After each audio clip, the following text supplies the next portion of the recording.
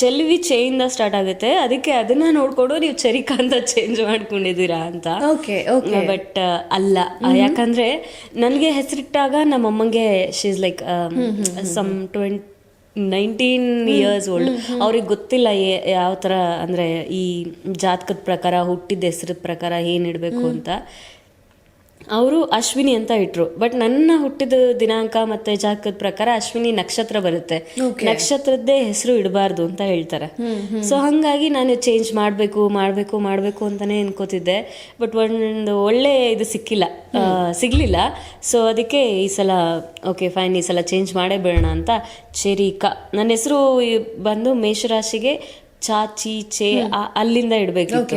ಹುಡುಕ್ತಿದ್ದೆ, ತುಂಬಾ ವರ್ಷಗಳಿಂದ ಹುಡುಕ್ತಿದ್ದೆ. ಒಂದು ಚೆನ್ನಾಗಿರೋ ಚಾಚಿಯಿಂದ ಏನು ಹೆಸರೇ ಸಿಗಲ್ಲ, ಬ್ಯೂಟಿಫುಲ್ ಹೆಸರು ಯಾವ್ದಾದ್ರು ಒಂಥರ ಅಂದ್ರೆ ಯೂನಿಕ್ ಆಗಿರ್ಬೇಕು, ನಾನು ಒಬ್ಬಳೇ ಇಟ್ಕೊಂಡಿರ್ಬೇಕು, ಆ ಥರ ಹೆಸರು ಬೇಕು ಅಂತ.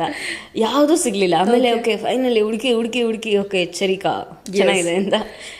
ಹೆಂಗಾಗ್ಬಿಟ್ಟದ ಅಂದ್ರೆ ಆಕ್ಚುಲಿ ಏನು ಗೊತ್ತಾ, ಕನ್ನಡ ಇಂಡಸ್ಟ್ರಿಲಿ ಫುಲ್ಲು ನಾನು ಅಶ್ವಿನಿ ಅಂತಾನೆ ಮೊದಲಿಂದಾನು ಹೇಳ್ಕೊಂಬಂದಿದ್ದೀನಿ. ಪಟ್ಟಂತ ಯಾರಿಗಾದ್ರೂ ಚೆರಿಕಾ ಅಂತ ಹೇಳಿದ್ರೆ ಗೊತ್ತಾಗಲ್ಲ ಯಾರು ಅಂತ. ಬಟ್ ತಮಿಳಲ್ಲಿ ಏನು ಮಾಡ್ಬಿಟ್ಟಿದ್ದೀನಿ ನಾನು, ಎಲ್ಲರಿಗೂ ಚೆರಿಕಾ ಅಂತ ಹೇಳ್ಬಿಟ್ಟಿದ್ದೀನಿ. ಅಸಿಸ್ಟೆಂಟು ಫುಲ್ ಟೀಮ್ಗೆಲ್ಲ ಚೆರಿಕಾ ಅಂತ ಹೇಳಿದ್ದೀನಿ.